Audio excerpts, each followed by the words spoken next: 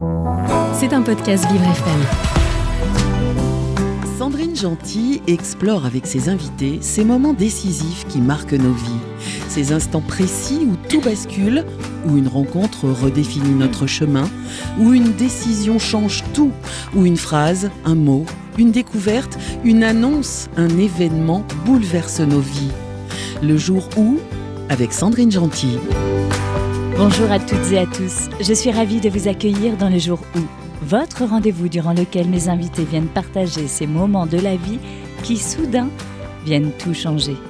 Subis ou choisis, décidés ou totalement inattendus, ils relèvent de cette partition improvisée que la vie nous offre, parfois pour le pire, mais également pour le meilleur, grâce à ce que nous parvenons, vous parvenez, à en faire. Avec Le Jour où, je vous embarque aux côtés de mes invités pour plonger au cœur de ces jours, de ces périodes qui éveillent et qui transforment. Quand nous décidons de faire de nos différences, de nos singularités, nos plus beaux et précieux atouts. Ces jours grâce auxquels nous façonnons notre identité. Je suis ravie d'accueillir aujourd'hui à mes côtés Emma Scali. Emma est psychanalyste, autrice, scénariste, actrice. Emma Scali, dont la vie a changé de manière totalement inattendue au cours d'un jour de chagrin. C'est maintenant dans Le Jour où. Le jour où, avec Sandrine Gentil. Bonjour Emma, bienvenue dans Le Jour où.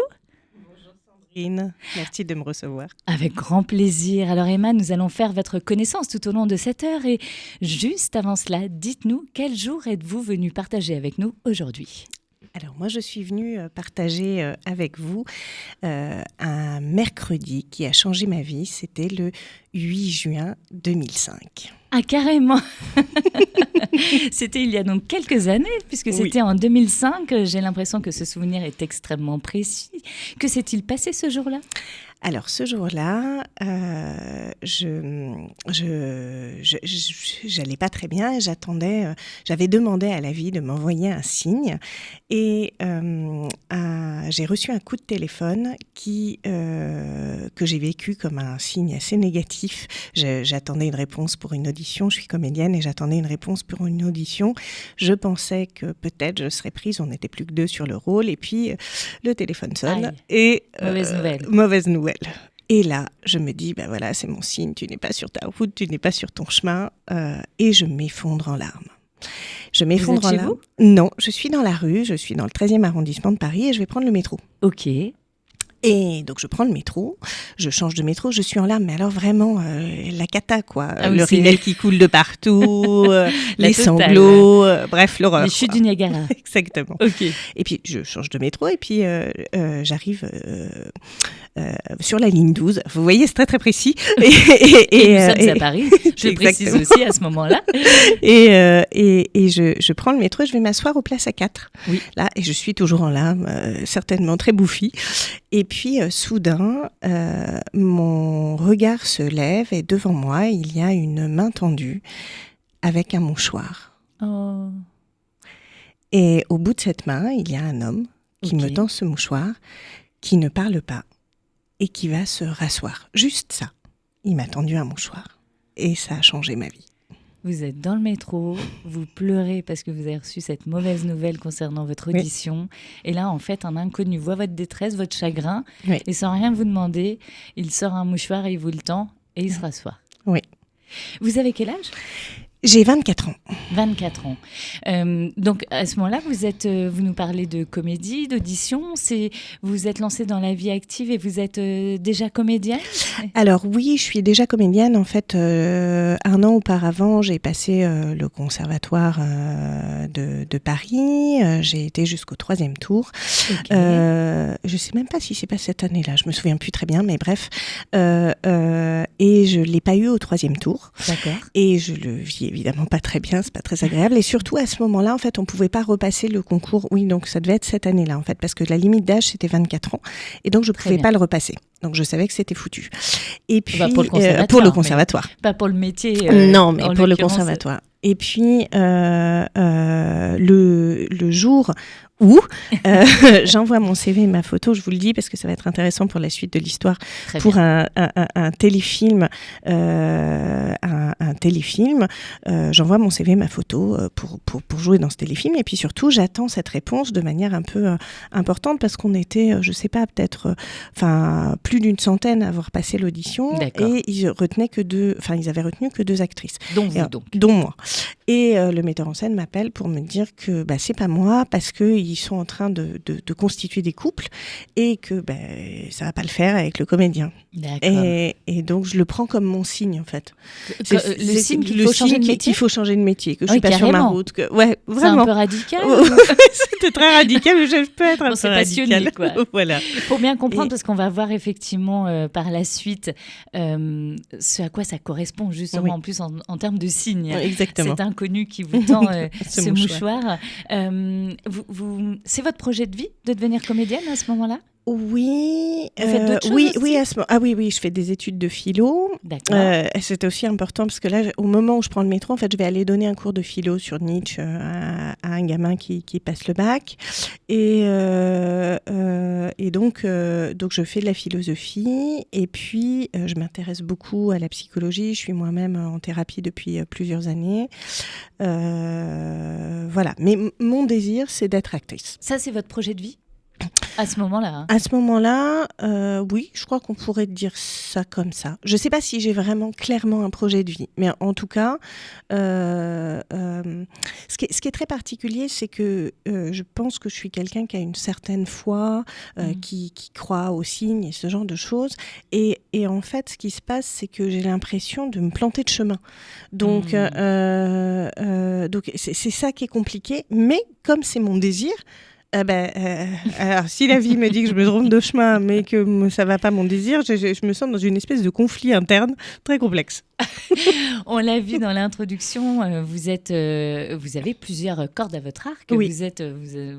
vous avez plusieurs métiers. Oui. Est-ce que à cette époque, là, vous nous parlez déjà de la philosophie que vous enseignez aussi bien. Donc vous avez fait quel niveau d'études, quel parcours avec la philosophie? Je suis allée jusqu'à l'agrég. L'agrégation. Ah oui, quand Donc, même. Oui, quand même. C'est pas un petit niveau non plus en philosophie. Non. Donc c'est quelque chose qui vous tient à cœur aussi. C'est aussi quelque chose qui me tient à cœur et je pense que ça me tient vraiment toujours à cœur d'essayer d'avoir un regard sur l'existence, le sens de l'existence et tout ça. C'est presque ce qui me drive. Mais en revanche, l'enseignement de la philosophie tel qu'il est fait à la fac, même en terminale et tout ça, c'est quelque chose qui me barbe un peu. Donc, j'ai un peu de mal avec ça. J'ai une vision, disons, pratique. C'est important. Pratique de la philo. La multipotentialité, c'est quelque chose déjà qui vous parle à cette époque parce qu'on va voir aussi que vous faites beaucoup de choses. Oui, Ouais. je pense que je suis quelqu'un qui a peut-être du mal à se canaliser, mais qui en même temps, je suis quelqu'un de très curieux. Donc, D'accord. tout m'intéresse et je pense que ça dit aussi ce qui se passe au moment où cet inconnu, me tend ce mouchoir dans le métro. Et je vais peut-être faire une petite parenthèse. Il y a Charles Pépin qui a écrit un livre sur la rencontre. Oui. Et pour moi, cet instant dans le métro, c'est vraiment l'expression d'une rencontre. Alors, ça aurait pu n'être qu'un croisement. Il évoque cette thématique du croisement, mais ça va devenir une rencontre et qui va me permettre de me rencontrer moi. Et ça, je pense que c'est lié au fait que je suis curieuse. Donc, comme je suis curieuse, je prends ce qui vient aussi. Et que c'était peut-être la bonne personne aussi. Peut-être, il faut croire. Emma, nous allons découvrir ensemble ce que cette rencontre a changé pour vous. Effectivement, ça n'a pas été qu'un croisement. Non. C'est l'histoire d'une vie qu'il y a derrière ce mouchoir tendu et de tous les changements qui ont été apportés suite à ce geste attentionné qu'un inconnu a eu pour vous ce jour-là dans le métro. On se quitte le temps d'une courte pause musicale en compagnie de Zoé Closure et on vous retrouve immédiatement dans le jour où. À tout de suite. À tout de suite.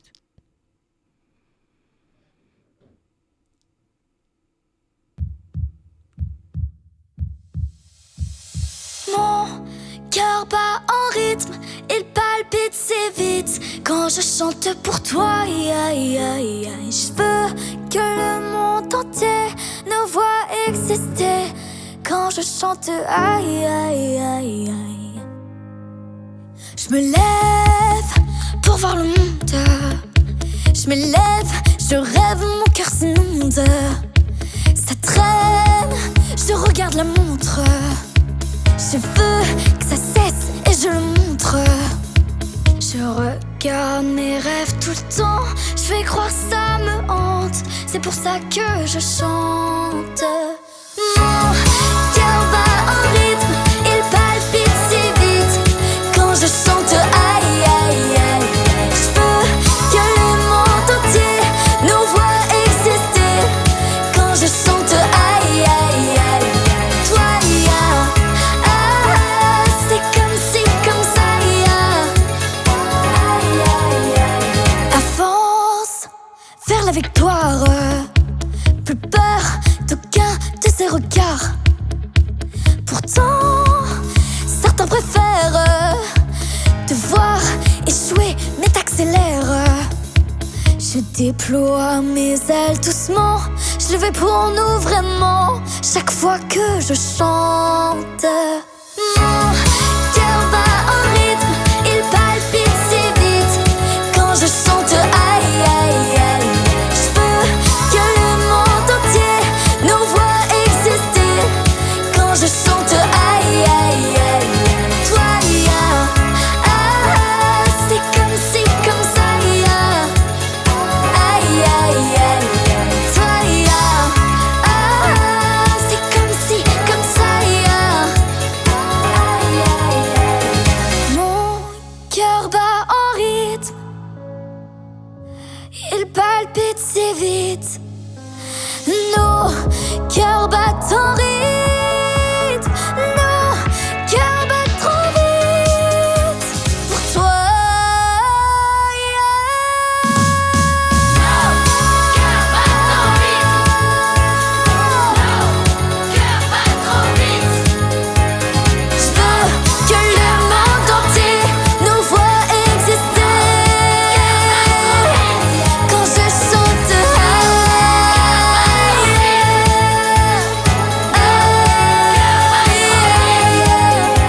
c'est comme si, c'est comme ça. Je chante pour toi. Le jour où, avec Sandrine Gentil. De retour sur Vivre FM dans le jour où nous retrouvons mon invitée Emma Scali. Emma qui est venue partager avec nous l'impact créé dans sa vie tout entière finalement par le geste attentionné d'un inconnu un jour de chagrin alors qu'elle était dans le métro. Alors Emma, on commence un peu à vous découvrir. Alors vous avez 24 ans, vous avez déjà plusieurs cordes à votre arc, hein. Vous êtes en train de passer l'agrégation de philosophie cette année-là, ce n'est pas rien. Vous êtes également comédienne et ce jour-là, le jour dont vous êtes venu nous parler, vous êtes déçu du résultat d'une audition. Dites-nous, pour qu'on voit vraiment votre contexte de vie dans cette période. Alors, à 24 ans, vous vivez chez vos parents? Vous les avez quittés? Comment ça se passe? Je vis dans une petite chambre de bonne qui appartient à mes parents. Donc, je ne vis pas directement chez eux, mais je suis toujours dépendante, on peut dire, de mes parents. Oui. Même si je travaille, je donne des cours pour gagner ma vie, mais voilà. Ils ont encore une place très importante, un vrai rôle dans votre vie. Oui. Même encore aujourd'hui. Je ne suis pas devenue psy par hasard. Exact. Que souhaite-t-il pour vous alors que vous êtes à l'aube de votre vie d'adulte, en fait? Alors, je crois qu'il souhaite un parcours. Alors, c'est assez drôle parce que les chiens font pas des chats, mais ils aimeraient un parcours plutôt classique. Mm-hmm. Et je crois que je passe aussi la grègue pour les rassurer, parce que moi, j'ai pas du tout envie de devenir prof de philo. Mais mon papa, notamment, a beaucoup d'ambition pour moi. Déjà que j'ai pas fait S, parce que je ne voulais pas. Et donc, ces rêves de Polytechnique se sont envolés. Il espère bien que je vais faire Normal Sup, quoi. Et donc, je le fais, mais je le fais... ça ne correspond pas à mon désir profond, à moi. Donc, c'est assez compliqué. Et sur un autre sujet, l'amour, à 24 ans, quelle place a l'amour dans votre vie à cette période? Alors, dans cette période, pas une très grande place, et en même temps, l'amour fait partie, c'est ma valeur première. Donc l'amour au sens de la vie amoureuse, mais aussi de l'amour inconditionnel. Et je crois que c'est une des raisons pour lesquelles je suis aussi psychanalyste aujourd'hui. C'est-à-dire que vraiment, c'est très, très important pour moi. Et je pense que c'est déjà là. Toutefois, là, à 24 ans, je viens de quitter un garçon avec qui je suis depuis 3 ans, que j'ai bien aimé, beaucoup aimé, je pense, dont j'ai pas été fondamentalement amoureuse, probablement parce qu'il y avait quelqu'un d'autre dans ma tête depuis mes 17 ans, mais l'histoire avait été compliquée avec mes parents et voilà, ils n'étaient pas tout à fait d'accord. et voilà. Et donc là, à ce moment-là où je suis dans le métro, j'ai quitté mon amoureux avec qui j'étais depuis 3 ans. J'ai eu une autre histoire avec quelqu'un d'autre pendant 1 an, mais je me suis dit, lui, no way. Ça va pas le faire. Voilà, c'est pas vraiment mon sujet. Je suis vraiment plus dans une envie de construire quelque chose d'artistique, mais c'est pas mon sujet du moment, mais c'est le fond de ma vie. Donc ça a son importance. Voilà. Votre avenir, vous êtes ce jour-là, vous avez, je le rappelle, reçu finalement la réponse que vous attendiez, mais dans la manière que vous n'attendiez pas. Voilà, de manière négative. C'est-à-dire la réponse négative à votre audition. Vous passez là, vous êtes en train de passer la grecque, mais ce n'est pas le métier que vous souhaitez faire, la grecque de philosophie. Le métier de comédienne, d'un seul coup, sur cette réponse, vous vous dites ça s'éloigne de moi. Oui, à ce moment-là, dans cette confusion des émotions et puis ce chagrin, comment vous le projetez, votre avenir? Vous êtes en train de vous dire quoi? Je suis complètement perdue et je suis en train de me dire tu vas tout rater. Enfin, je me monte un peu un film, je me mets un mode un peu parano, mais mon côté probablement un peu hystérique. Mais voilà, j'ai l'impression que rien ne va bien se passer, que donc je vais peut-être avoir la grecque, on ne sait jamais. Enfin, j'ai des doutes parce que je bosse pas non plus comme une dingue, mais et que je vais m'enfermer dans une vie qui n'est pas la mienne, quoi. Et donc, j'ai peur, je suis vraiment très mal. Et en même temps, ce que je crois être la vie que je souhaite me tend pas vraiment les bras. Enfin, elle me dit OK, mais pas jusqu'au bout, quoi. Et ça a été, puisque j'ai raté le conservatoire, c'était déjà comme ça. Et donc, je me sens vraiment très, très mal à cet instant-là. Et j'ai l'impression que je suis pas sur mon chemin, pas sur ma route, que je suis en train de me tromper. Et je suis perdue, mais vraiment très perdue. C'est un peu ridicule dit comme ça, parce que c'est juste une réponse à une audition. Mais dans mon ressenti intérieur, c'est comme si, en fait, je ne trouvais pas mon chemin.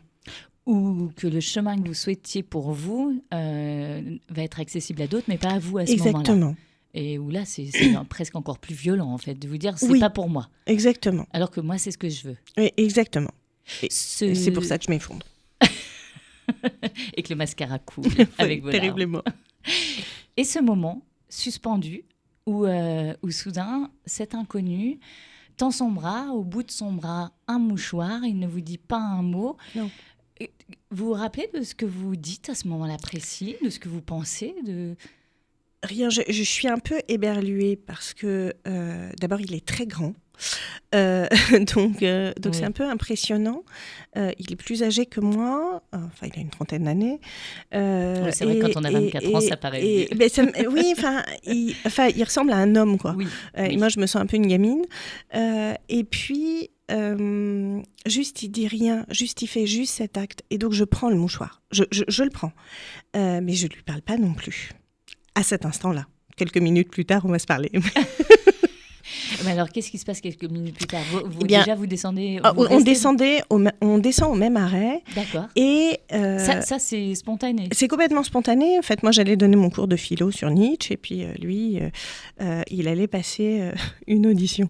Et ça, vous ne le saviez pas encore? Ça, je ne le sais pas. Et en fait, c'est lui qui va m'adresser la parole. D'accord. Et qui me dit cette phrase qui est... évidemment qui résonne très très fort, et notamment quand on connaît la suite de l'histoire, mais il me dit « Ce qui ne tue pas rend plus fort. Qu'est-ce qui vous met dans un état pareil, mademoiselle? Un décès ou une rupture sentimentale ?» Ce sont ses premiers mots. Et alors là, je me sens ridicule. Mais ridicule. Parce que lui, à la hauteur de votre chagrin, il a projeté quelque chose d'épouvantable. De grave, quoi. Et donc là, je me sens très très mal. Donc je réponds de manière tout à fait spontanée en disant non, pas du tout, je viens de rater une audition, je suis comédienne. Voilà. Et là, il éclate de rire et il me dit il faut pas se mettre dans un état pareil, voyons, moi aussi je suis comédien. Je vous assure que ça va pas être la première fois, quoi. Donc voilà. Mais ce qui est très étonnant, c'est que cette phrase. Moi, je vais donner un cours sur Nietzsche et c'est une phrase de Nietzsche, ce qui ne tue pas rend plus fort. Et puis, la question du décès, de la rupture sentimentale fait sens pour la suite de l'histoire. Oh oui. Qu'est-ce que vous faites connaissance sur le quai du métro, finalement ? Oui. Avec cet inconnu. Tout à fait. Qui donc s'appelle ? Qui s'appelle Basile. Qui donc est comédien ? Est-ce qu'il a d'autres cordes à son arc, lui Oui, aussi, il est également scénariste. Et en fait, là, il me propose, alors je ne sais pas si c'est une technique de drague ou si c'est juste par bonté d'âme, mais il me propose, comme il va passer lui-même un casting, là, il me propose de l'accompagner au casting.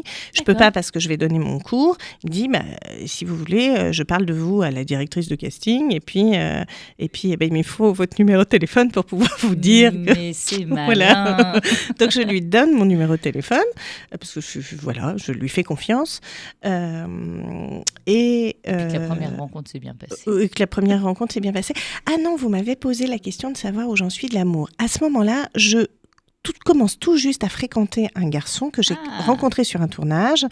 Et à partir du moment où je rencontre Basile, de ce jour-là, ça va être impossible de se revoir. C'est-à-dire que cet autre garçon, il va lui arriver, le pauvre, j'espère que c'est pas notre faute, mais il va lui arriver des tas de problèmes. Inondation dans son appart, sa voiture emmenée par la fourrière, ses parents qui ont je sais plus quoi. Et en fait, à chaque fois qu'on doit se voir, on va pas pouvoir se voir. En revanche, vous allez réussir à revoir Basile.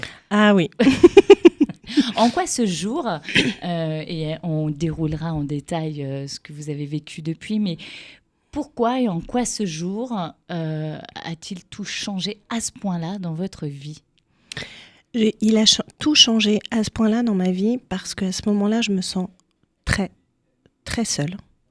Au moment où je m'effondre dans le métro, je pense qu'il y a quelque chose de moi qui a le sentiment que je ne suis pas comprise dans le monde. Par personne, ni par mes parents, ni par ma famille, ni dans mes désirs, ni par les gens que je rencontre professionnellement. Et cet homme a vu ma détresse et il m'a tendu un mouchoir. Et c'est comme s'il m'avait dit, en fait, t'es pas toute seule. T'es pas toute seule. Et ça a fondamentalement changé quelque chose d'extrêmement profond, au point que ça va participer au fait que je vais devenir psychanalyste et que mon travail, à moi, c'est de tendre des mouchoirs aux gens dans leur vie. Et même aujourd'hui, parce que j'ai 2 projets qui me tiennent très très à cœur et qui participent à raconter cette histoire qu'on est en train de raconter aujourd'hui, un spectacle et un projet de long métrage. Et en fait, c'est ma façon à moi de tendre des mouchoirs. C'est comme si en fait j'avais envie aujourd'hui, maintenant, de continuer à faire une chaîne de mouchoirs, pas parce que pas parce que j'ai envie que les gens pleurent, évidemment, mais parce que quand ils pleurent, ils puissent se sentir, pas tout seuls. Et donc ça a changé fondamentalement quelque chose. Et cet inconnu, Basile, qui est-il devenu, lui, dans votre vie ? Alors, il est devenu mon partenaire de vie, il est devenu mon mari, il est devenu le père de mes enfants. Donc, vraiment un destin qui change à travers un geste, une observation de sa part, une écoute d'une certaine manière et un geste. Oui, et ce qui est fou, c'est que, et on en a beaucoup parlé lui et moi, mais dans cet instant-là, quand il me tend ce mouchoir, il n'y a pas d'attente. Il me tend juste ce mouchoir, il va se rasseoir. Il ne sait pas qu'on va descendre au même arrêt. Il ne sait pas qu'on va se parler. En fait, c'est vraiment parce que lui s'est mis près des vitres, donc il était prêt à descendre. Et en fait, moi, je suis venue près de lui. Et c'est là qu'il m'a parlé. Mais sinon, il ne m'aurait pas adressé la parole. Et je crois que c'est un acte gratuit. Et cette gratuité-là, juste de cette bonté, de dire, t'es pas toute seule, c'est ça qui m'a bouleversée, en fait. Et qui a bouleversé ma vie. Et la sienne aussi. Et la sienne aussi. Pourquoi êtes-vous en train de... On reviendra sur l'ensemble de vos créations et auxquelles Basile a participé également. Il participe d'une autre manière aujourd'hui à la création que vous êtes en train de faire naître. Oui. Pourquoi participe-t-il différemment ? Aujourd'hui, Basile est décédé. Il est mort le 29 novembre 2020 d'un cancer foudroyant. Et évidemment, je suis un peu émue quand je dis ça, mais il est mort dans mes bras. Je lui ai fermé les yeux et il m'a offert sa mort. Et il est l'être qui m'a fait me rencontrer moi-même. Et ce n'est pas... Enfin, évidemment, c'est douloureux, ça a été très triste. Enfin, c'est très violent de perdre quelqu'un, de perdre l'homme qu'on aime. Et le père de le père de mes enfants. Et ça a eu un impact évidemment très fort sur nos enfants. Mais en fait, ils continuent à vivre à travers moi, à travers eux. J'ai la chance aujourd'hui d'avoir quelqu'un nouveau dans ma vie qui comprend tout ça, qui est une personne absolument magnifique, extraordinaire et qui accueille tout, qui m'a dit quand on s'est rencontrés, moi je prends tout. Toi, ton histoire, Basile, tes enfants. Donc voilà. Et en fait, c'est... Je dirais que ce qui fait que j'ai envie de raconter cette histoire, c'est aussi parce que je crois profondément que les êtres que l'on perd ne sont pas réellement perdus. Ils nous ont transformés. Et voilà. Et donc, Basile m'accompagne. Et le fait de vouloir faire un spectacle sur mon histoire, de vouloir en faire aussi un film, de vouloir raconter cette histoire, eh bien, c'est ma façon à moi de lui rendre hommage à lui, de continuer à le faire vivre aussi pour mes enfants, parce que mes enfants sont petits quand même. Et puis surtout, de pouvoir dire aux gens et au monde entier, en fait, l'amour existe. L'amour existe, le vrai amour, quoi. Et que c'est pas forcément facile, c'est pas forcément simple. Non. Je veux dire, ça a été assez compliqué entre nous. Mais vous étiez d'ailleurs séparés au moment de son décès. De l'annonce de... Alors, pas au moment de son décès, mais au moment de l'annonce de la maladie. Oui. On a eu un moment de séparation. Et en qui va vous réunir finalement. L'annonce de la maladie, oui. L'annonce de la maladie, oui, va nous réunir. Enfin, on était officiellement séparés. C'est un peu compliqué. Mais c'est la vie, c'est pas linéaire en fait. Exactement. Et puis c'est surtout qu'en fait la maladie est venue attaquer notre relation. Oui. Beaucoup, alors qu'on ne savait pas qu'il était malade. Donc ça a eu un impact très très fort sur notre relation. Et quand on a appris qu'il était malade, lui et moi, on a compris ce qu'on avait vécu dans les mois précédents d'éloignement. Et donc, on s'est dit, ah, mais c'était ça. Ah, mais en fait, on s'aime trop, quoi. Et voilà. Et sauf qu'au même moment, on comprend aussi que c'est très grave et qu'il va mourir. C'est effectivement cette errance médicale avec des diagnostics erronés au fil du temps qui contribue et qui participe du fait qu'au moment où la maladie est vraiment officiellement découverte, vous savez qu'il sera trop tard pour pouvoir guérir et soigner Basile.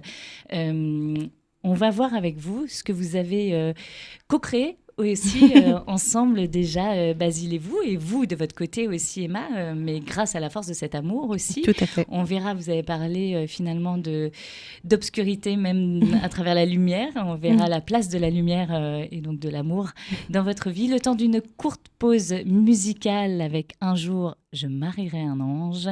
Et on se retrouve tout de suite dans la suite de l'émission Le Jour où. Docteur, un jour je marierai un ange. On fera l'amour dans les nuages, en priant pour que rien ne change. Tu sais, une histoire ancrée dans les âges. Et docteur, un jour je marierai un ange. On fera l'amour dans les nuages, en priant pour que rien ne change. Et ici l'amour c'est beaucoup trop superficiel. On fait que te répéter, un jour il tombera du ciel. Et c'est toujours le même discours, de belles paroles. Bientôt vous serez à court, non. Aussitôt que le jour se lève, je m'en vais faire tout et je rêve que plus rien ne bouge sauf nos lèvres. Je m'élève, Aussitôt que le jour se lève, Je m'en vais faire tout, je rêve d'un amour n'existant pas qui pourtant m'attrustera. Docteur, un jour je marierai un ange. On fera l'amour dans les nuages, en priant pour que rien ne change. Tu sais, une histoire ancrée dans les âges. Et docteur, un jour je marierai un ange. On fera l'amour dans les nuages, en priant pour que rien ne change, ne change. Ici l'amour c'est beaucoup, beaucoup trop conceptuel. On fixe te répéter, les hommes, les femmes sont si cruels. Et c'est jamais comme au cinéma. Décidément on est moins beau loin des caméras. Aussitôt que le jour se lève, je m'en vais faire tout et je rêve que plus rien ne bouge sauf nos lèvres. Je m'élève, aussitôt que le jour se lève, je m'en vais faire tout et je rêve d'un amour n'existant pas qui pourtant m'attristera. Docteur, un jour je marierai un ange. On fera l'amour dans les nuages, en priant pour que rien ne change. Tu sais, une histoire ancrée dans les âges. Et docteur, un jour je marierai un ange. On fera l'amour dans les nuages, en priant pour que rien ne change, ne change.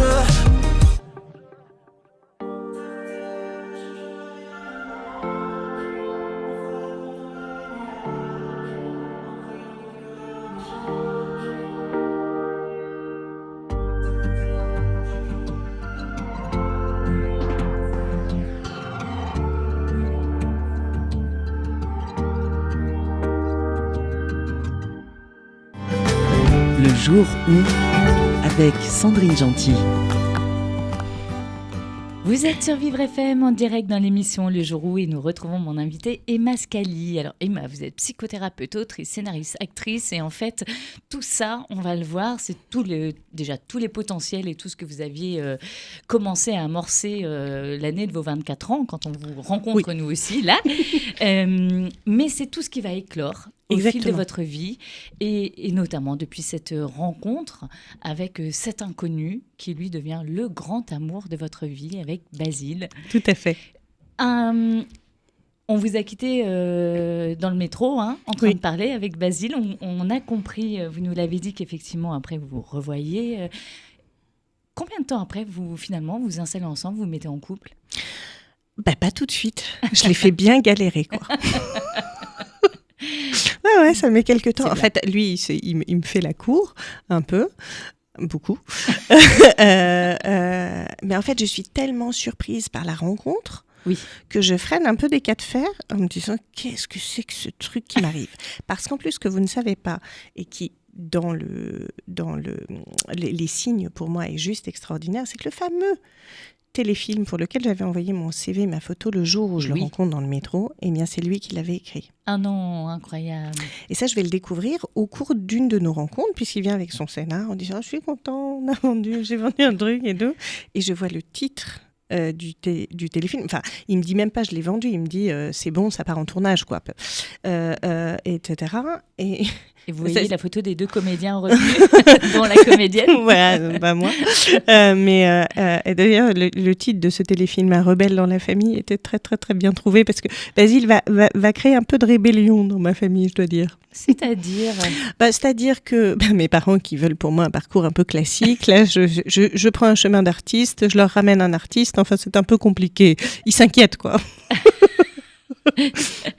Et il s'inquiète, peut-être. Est-ce que vous vous inquiétez ? Vous le faites attendre, mais est-ce que vous vous inquiétez ou pas ou instinctivement Alors, pas de lui.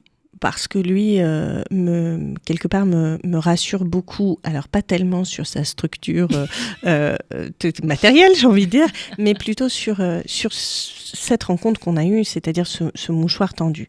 Et puis, en plus, assez rapidement, quand on va commencer à se mettre ensemble, je vais avoir un gros problème de santé. Je fais une pyélonéphrite. Et Basile, mes parents sont pas là, ma sœur est pas là. Enfin bref, tout le monde est en vacances. Et Basile va m'accompagner à l'hôpital et il va être... extraordinaire, et ça fait peut-être, je sais pas, même pas une semaine qu'on est ensemble. Donc je suis absolument rassurée par sa personne.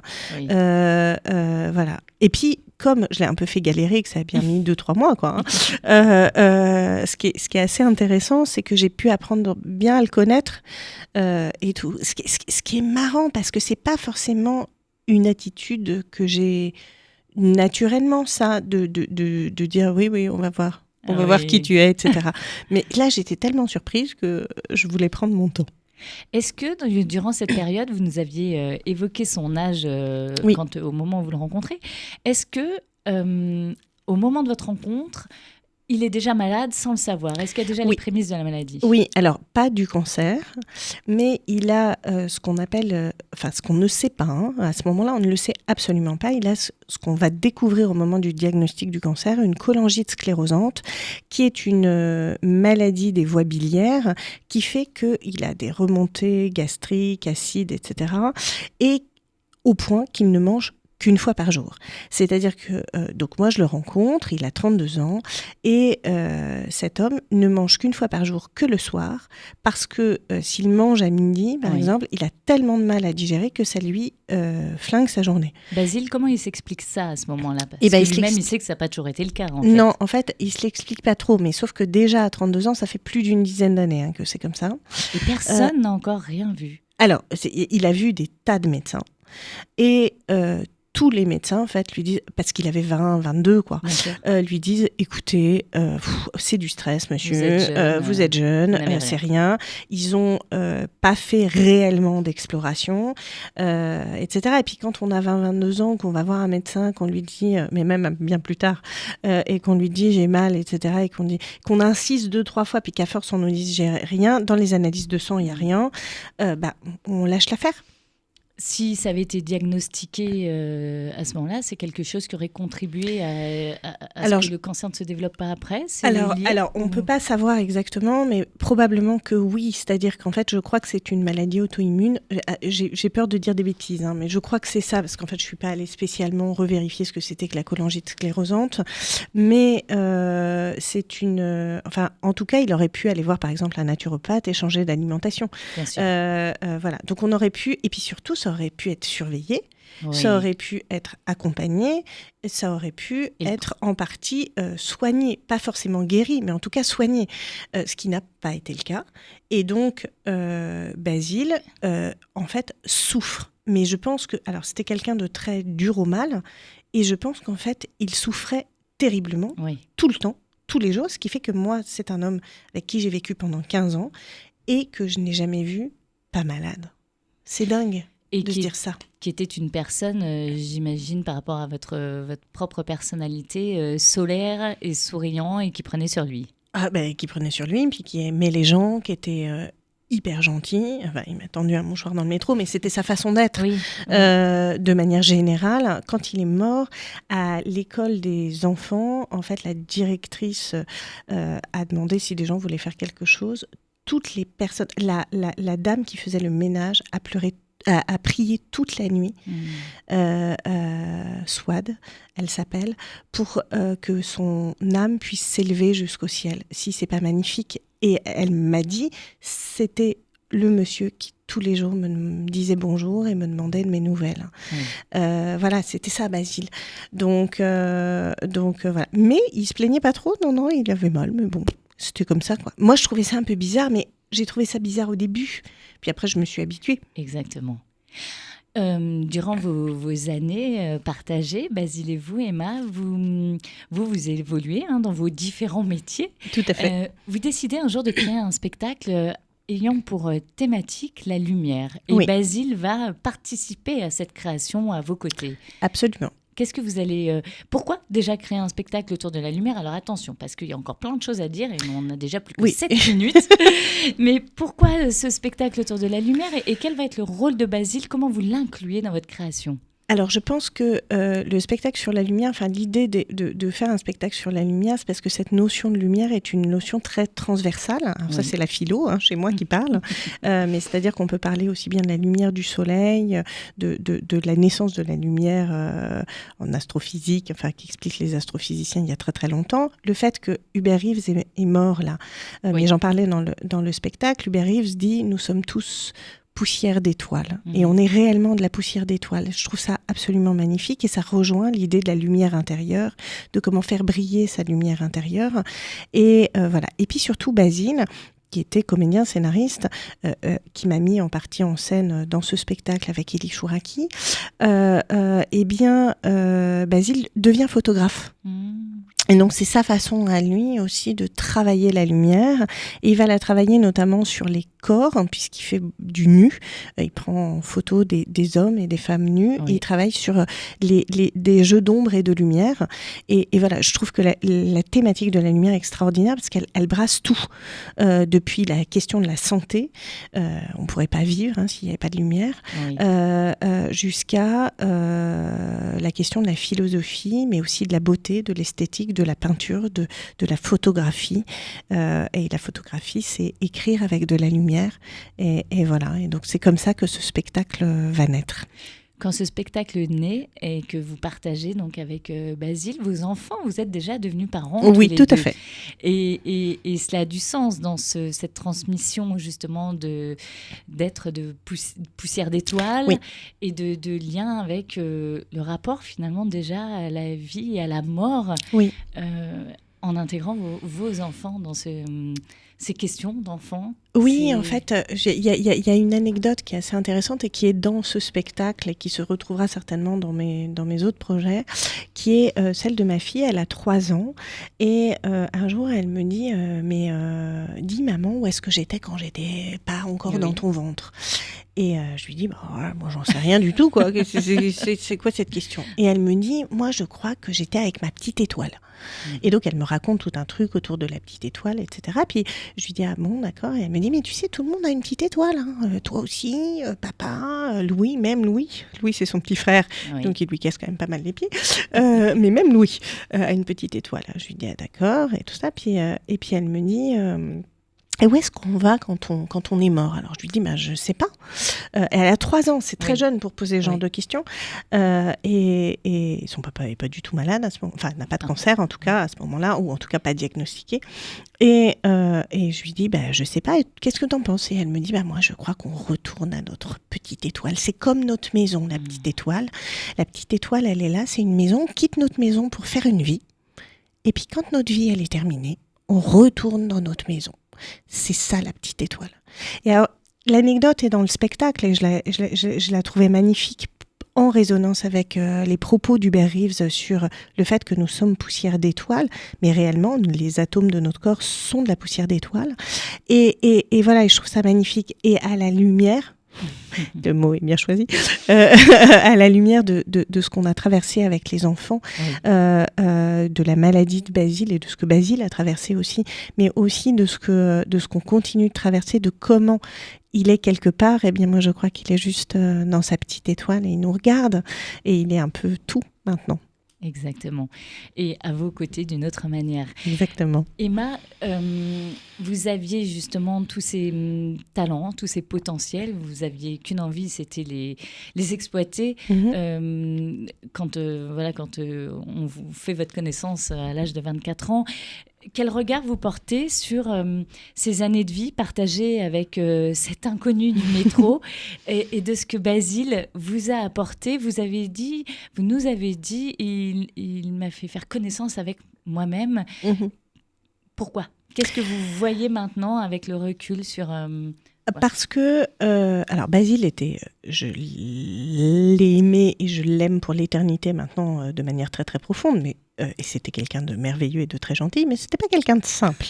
Donc c'était quelqu'un qui avait aussi ses parts d'ombre, qui avait aussi ses parts très dures. Quand il avait 14 ans, il avait assisté à l'entièreté du procès Klaus Barbie. Il était à Lyon et il avait une espèce de colère aussi envers la noirceur de l'humanité, des choses comme ça. Et puis c'était quelqu'un de pas classique du tout. Alors là, mes parents, pour eux ça a été compliqué et finalement ils l'ont adopté et énormément aimé. Mais voilà. Et donc au contact de Basile, en fait, j'ai pu aussi aller découvrir mes propres parts d'ombre, ma propre petitesse, ce dont j'avais envie, ce dont j'avais pas envie. En fait, il m'a appris à devenir totalement authentique, aussi dans mes pulsions, dans les parts de moi que j'aime pas, quoi. Ma part très dispersée, ma part très égoïste, des choses comme ça. Et c'est vraiment au contact de Basile que j'ai pu aller regarder tout ça chez moi. Et d'apprendre à avoir une relation absolument authentique avec quelqu'un. C'est-à-dire que je ne dis pas qu'on se disait tout, mais on savait absolument qui on était. Quelques jours avant sa mort, Basile m'a dit cette phrase qui est, je pense, la plus belle déclaration qu'on puisse faire à quelqu'un. Il m'a dit « Emma, tu es un ange, grâce à toi, je me pardonne tout et je m'aime. » Et cette phrase « je me pardonne tout » dit aussi, il avait 2-3 trucs à se faire pardonner. Et je crois profondément que ça a été absolument exceptionnel. Et surtout, de connaître une relation d'une telle authenticité m'a permis, après, quand j'ai créé mon cabinet de thérapie, de pouvoir proposer aux gens cet espace. C'est-à-dire un espace où on arrête de faire semblant tout le temps quand on est avec un être. Et c'est ce que j'essaye d'offrir moi dans mon cabinet. Et ça, c'est Basile qui me l'a appris. Donc il a profondément changé ma vie, changé mon regard sur le monde.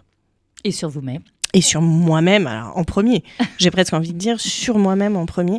Et il m'a permis de devenir ce que... Enfin, dans Univers la Lumière, le nom du spectacle, je dis à la fin que Mahatma Gandhi disait « Soyez le changement que vous voulez voir dans le monde ». Eh bien, cette authenticité, cette intégrité, ce qu'on appelle la congruence en psychanalyse, c'est-à-dire l'accord entre les actes et les paroles, et les convictions, eh bien, c'est ce que Basile m'a permis de faire. Et c'est d'ailleurs la raison pour laquelle, 1 an et demi avant sa mort, parce qu'il passe son temps à dormir, parce qu'il va très mal, mais que je ne sais pas qu'il est malade, que je pense que juste il est en dépression et que vraiment il ne peut pas être un exemple pour nos enfants, je lui demande de partir, de quitter la maison. Et j'en pleure, c'est d'une violence extrême. Et je lui dis ces mots, je lui dis je ne peux pas dire ce que je dis dans mon spectacle, faire ce que je fais dans le cabinet et vivre comme on est en train de vivre. Donc, il faut que tu partes. Et il a ces mots extraordinaires, il me dit oui, tu as raison. Et il s'en va. Et il s'en va. Et là, on va se retrouver. Là, petit conseil pour les couples qui vont pas très bien. Séparez-vous, devenez amants, vous allez voir, c'est génial pour se retrouver. Emma, on vous retrouve vous dans un instant après une pause en compagnie de Philippe Laville. Il tape sur des bambous et on se retrouve pour la toute dernière partie dans Le Jour où. À tout de suite sur Vivre FM.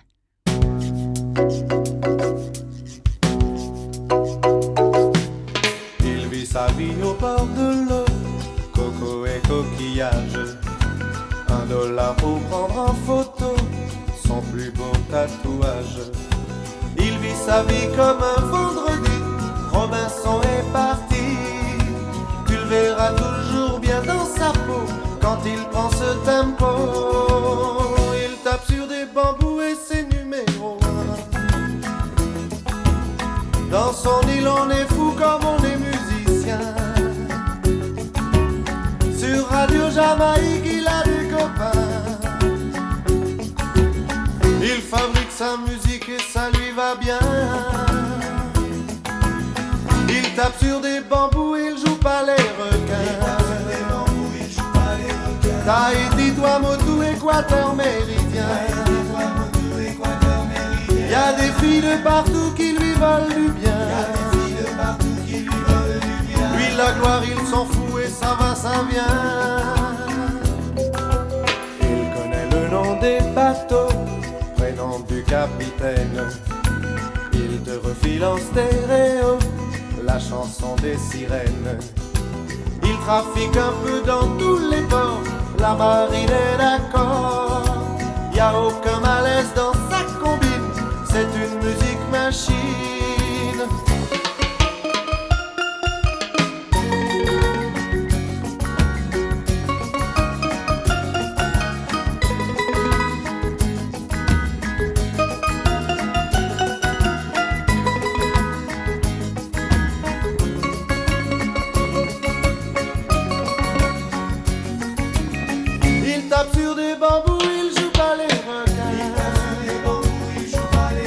Tahiti, Tuamotu, Équateur méridien. Y a des filles de partout qui lui valent du bien. Lui la gloire il s'en fout et ça va, ça vient. Il vit sa vie comme un vendredi. Robinson est parti. Tu verras toujours bien dans sa peau quand il prend ce tempo. Il tape sur des bambous et c'est numéro un. Dans son île on est fou comme on est musicien. Sur Radio Jamaïque il a des copains. Il fabrique sa musique et ça lui va bien.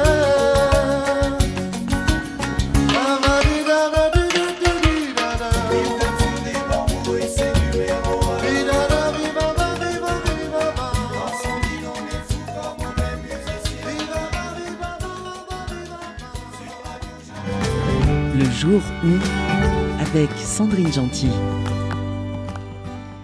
Vous êtes sur Vivre FM en direct dans l'émission Le Jour où je me trouve aux côtés d'Emma Scali. Alors Emma, on a vu l'impact et la puissance qu'une rencontre peut avoir dans notre vie, une rencontre inattendue et puis la manière d'amener cette rencontre aussi. Vous, c'est passé par un mouchoir qui vous a été tendu.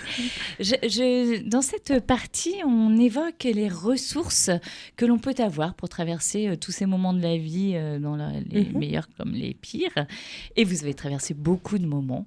Mais vous avez également écrit des livres qui sont eux-mêmes des boîtes à ressources, finalement, j'ai envie de dire. Tout à fait. J'ai écrit plusieurs livres, mais il y en a 2 en particulier. Le dernier s'appelle Série sur le divan, histoire et personnages en thérapie. Donc, c'est un livre qui explique un petit peu la psychologie à travers des personnages de séries télé, qui peut être utile, en tout cas, je ne sais pas si c'est une boîte à ressources, mais pour apprendre à se connaître, et puis de manière hyper ludique, parce qu'en fait, tous les personnages qui passent sur mon divan sont issus de séries télé que tout le monde connaît, enfin, pour les gens qui aiment les séries télé. Pour apprendre à se connaître et peut-être à comprendre ceux qui nous entourent aussi. Exactement, pour essayer de comprendre comment on fonctionne. Et puis surtout, il y a toute une première partie du livre où j'explique un petit peu comment se forment nos névroses, nos difficultés, nos résistances, nos mécanismes de défense, etc. Mais à la lumière de l'écriture aussi. Et puis il y a toujours. Oui, toujours. Décidément. C'est un fil rouge. Et puis il y a un autre livre qui est beaucoup plus, alors là, un livre ressources, je pense pour les gens encore, parce que c'est un livre d'exercice qui s'appelle Mon journal d'écriture thérapie, je deviens le héros de ma vie, et qui est un livre qui pourrait accompagner ou pas une psychothérapie ou un livre d'autothérapie, j'ai envie de dire, où je propose des tas d'exercices à travers l'écriture pour essayer d'aller à la rencontre de soi. Dans quel cadre? Quand on est en train de vivre quoi, par exemple, concrètement? Eh bien, ça peut être n'importe quoi. C'est-à-dire que ça peut être parce qu'on a une envie de changement professionnel, mais aussi une envie de changement personnel, ou juste une envie de mieux se connaître. Et donc, c'est dans ce cadre-là qu'on peut utiliser les exercices de ce livre qui nous permettent de nous explorer un petit peu d'explorer notre intérieur. Et d'ailleurs, c'est construit comme une maison. Oui. Donc, on redémarre par les fondations. Exactement. Et alors vous, dans la vie de tous les jours, c'est quoi vos petits trucs et astuces pour vous faire du bien? Alors, d'abord les gens qui m'entourent. Moi, j'aime bien faire des câlins ou recevoir des câlins. Je pense que c'est très très important de pouvoir aussi se prendre dans les bras, ce genre de choses. Comme les enfants qui le réclament spontanément et qu'on oublie après. Exactement, je pense qu'il y a une énorme force du toucher en fait. Oui. Donc voilà, ça c'est quelque chose de l'ordre de la ressource évidemment. Et puis moi je fais de la méditation plutôt guidée, voilà, qui me permet de me projeter. Mais oui, il y a un exercice qui est vraiment génial, qui est si vous êtes sous stress ou en petite crise d'angoisse ou quelque chose comme ça, c'est un exercice très simple qui m'a été communiqué par un coach avec qui j'ai travaillé, qui s'appelle Dan Lowe, et qui est un exercice de pleine conscience, mais pas méditatif compliqué. C'est juste, vous prenez 3 minutes, et pendant 1 minute, vous prenez un objet et vous le regardez. Mais vraiment. D'accord. C'est-à-dire que si là, je le faisais, en fait, et que je me penche et que je regarde le micro, eh bien, je peux voir qu'il y a des lettres en blanc qui sont écrites en majuscules et puis en minuscules, qu'il y en a qui sont plus grosses que d'autres. Enfin voilà, si je fais l'exercice, en fait, je vais m'intéresser vraiment à ce que je regarde. D'accord. Ensuite, pendant 1 minute, je vais fermer les yeux et m'intéresser uniquement à ce que j'entends. Donc, si vous le faites parfois, vous allez voir qu'il y a plein de petits bruits alentour. Donc là, j'entends votre voix. Là, j'ai les yeux fermés, mais j'entends l'écho de ma voix dans le micro. Alors là, on est dans un studio de radio, donc on n'entend pas trop de bruit alentour. Mais voilà, ça pourrait, voilà, vraiment juste au son environnant. Et la 3e 1 minute. Et 3e minute, c'est je sens. Donc, comment je me sens sur mon fauteuil, toujours les yeux fermés. Est-ce que la fesse gauche ou la fesse droite est plus assise? Est-ce que je sens une tension à tel endroit, etc. Et ça prend juste 3 minutes. Et franchement, ça permet de déconnecter et de se ressourcer. Donc, c'est un exercice intéressant. Et potentiellement, plus ça aide peut-être à respirer, à se connecter à Exactement, sa respiration. L'idée, c'est ça. Emma, est-ce que vous avez une citation qui vous fait du bien? Alors, bien sûr, il y a ce qui ne tue pas rend plus fort. Oui. Non, et que je peux confirmer.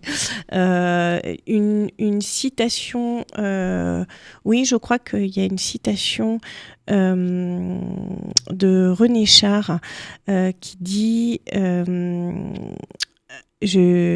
impose ta chance, va vers ton risque, à te regarder, ils s'habitueront. Voilà, ça c'est une citation qui me guide. Et puis, de Saint-Exupéry, fais de ta vie un rêve et de ton rêve une réalité. Voilà. C'est ce que vous faites? J'essaye. Avec tous les éléments que nous envoie la vie. Oui, et c'est un peu un driver. C'est-à-dire que j'ai vraiment envie de faire ça, d'essayer de faire de ma vie un rêve et de mes rêves une réalité. J'y arrive pas toujours, mais je me débrouille pas trop mal. Et c'est ce que vous transmettez à vos enfants. Emma, il nous reste 1 minute. 1 minute pour nous partager votre message. Eh bien, mon message, c'est ça, c'est soyez le changement que vous voulez voir dans le monde. Ça pourrait être une autre citation, mais j'ai envie de dire, même dans les moments les plus noirs, et je sais qu'il y en a, notamment en ce moment, au regard de toute l'actualité dans le monde entier, et qui est terrible. Essayons de garder en nous notre part d'humanité. N'oublions pas que nous sommes tous frères et sœurs, et que nous sommes tous poussière d'étoiles, justement, et que probablement ce qu'il y a de plus important, c'est d'essayer de nous connecter à l'amour. On évoquait l'amour, le mot amour. En hébreu, or, c'est la lumière, aour, et je crois que l'amour, c'est la lumière de l'âme. Et donc, j'aurais envie de communiquer ça vraiment, parce que tendons-nous la main, tendons des mouchoirs et faisons-nous des câlins. Un grand merci, Emma Scali. Merci d'être venue partager ainsi votre histoire, votre parcours et ce jour qui a littéralement transformé votre vie et qui n'a de cesse, aujourd'hui encore. Et malgré le décès de cet inconnu qui vous a offert son mouchoir, Basile, qui est devenu votre mari, eh bien, cette rencontre et ce jour n'ont de cesse d'éclairer et d'illuminer votre chemin. Oui. Merci à vous, Emma. Je vous retrouve demain, vendredi 13h. Vous êtes sur Vivre FM et je vous souhaite une excellente après-midi. C'était un podcast Vivre FM. Si vous avez apprécié ce programme, n'hésitez pas à vous abonner.